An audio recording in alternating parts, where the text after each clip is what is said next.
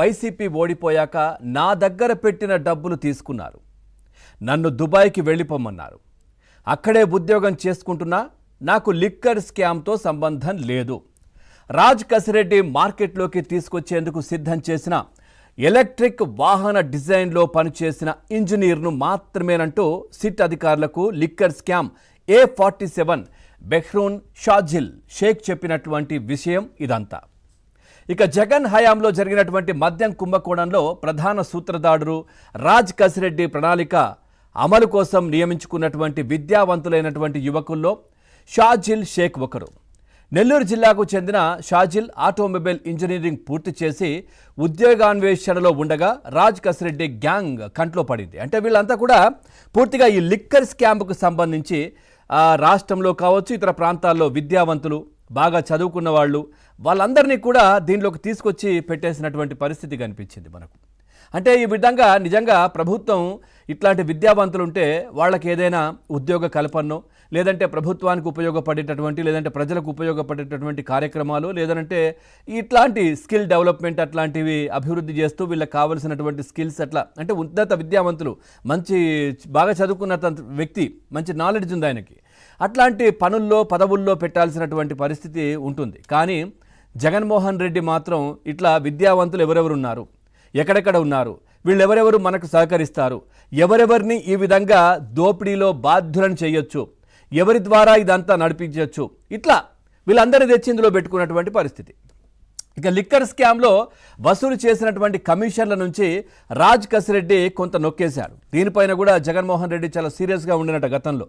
ఎందుకంటే మనకు ఈయన ఎవరు విజయసాయిరెడ్డి కూడా చెప్పారు, రాజ్ కసిరెడ్డి ప్రధాన సూత్రధారుడు, పాత్రధారుడు అన్నీ ఈయనే అని చెప్పేసి. ఇక్కడ వీళ్ళకి పంపకాల దగ్గరే, మనం సినిమాల్లో కూడా చూస్తూ ఉంటాం, ఏదైనప్పటికీ కూడా దోచుకున్న డబ్బంతా పంపకాల దగ్గరనే పూర్తిగా వీళ్ళకు గొడవలు రావడాలు, ఒకరిపై ఒకరు చెప్పుకోవడాలు, పోలీసులకు చిక్కడాలు, ఇట్లాంటివన్నీ చేస్తూ ఉంటారు. ఇక్కడ కూడా అట్లాగే జరిగింది. ఒకరికొకరు అంటే ఒకరికి తెలియకుండా ఇంకొకరు వాళ్ళపైన చెప్పేస్తూ ఉన్నారు.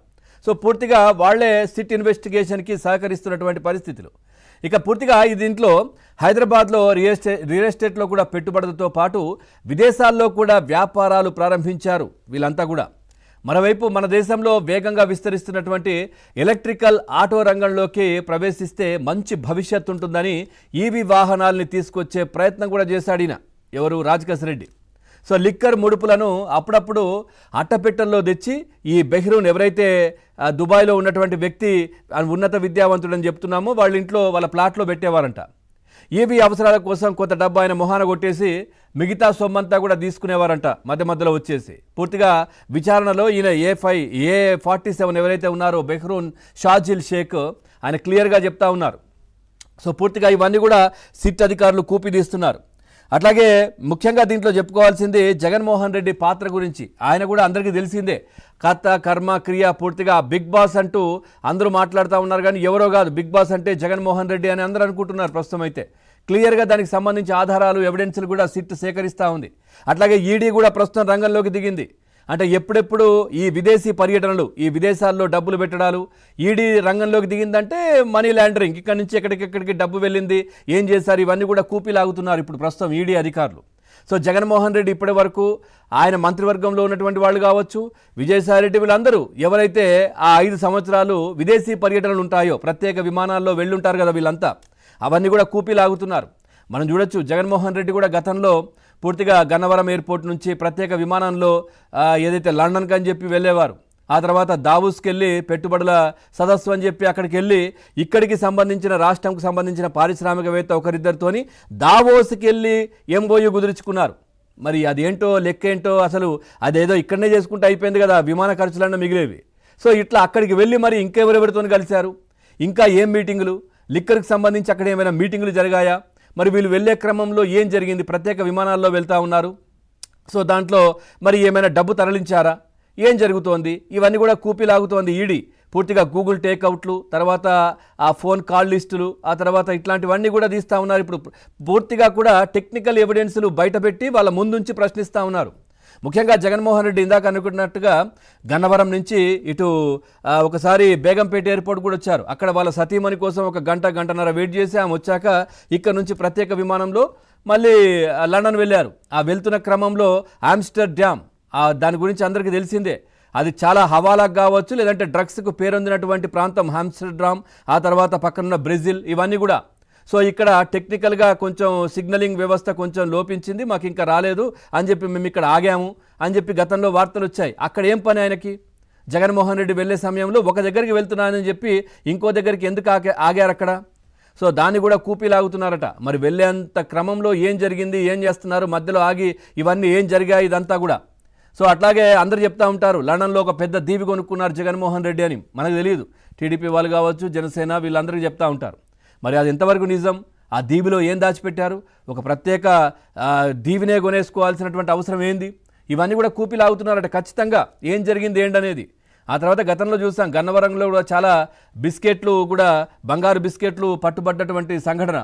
సో అదన్నీ దాని లింకులు ఎవరైతే ఆ లేడీ ఉండాలో అప్పుడు తీసుకొచ్చిన దుబాయ్ నుంచి ఆమె ప్రభుత్వంలో అధికారిని, ఆ తర్వాత ఆమెకు జగన్మోహన్ రెడ్డి దగ్గర అత్యంత సన్నిహితులైనటువంటి అధికారులు ఎవరైతే ఉన్నారో వాళ్ళు చాలా వాళ్ళ వైఫ్ అని చెప్పేసి. సో మరి ఏం జరిగింది? ఇదంతా కూడా ఈడీ కూపీలాగుతోంది. బంగారం ఏంటి, డబ్బులేంటి, విదేశీ పర్యటనలు ఏంటి, ప్రత్యేక విమానాల్లో ఇక్కడి నుంచి వెళ్ళడానేంటి, ఈ మీటింగులు ఏంటి, ఇవన్నీ కూడా బయటకు తీస్తున్నటువంటి నేపథ్యంలో సీనియర్లతో జగన్ వరుస భేటీలు కూడా జరుపుతూ ఉన్నారు. ఇప్పుడు ఏం చేద్దాం ఏంటి? మిథున్ రెడ్డి వస్తే అరెస్ట్ అయ్యారు. ఒక ఉలికిపాటుకు గురవుతుంది వైసీపీ పార్టీ, ముఖ్యంగా జగన్మోహన్ రెడ్డి.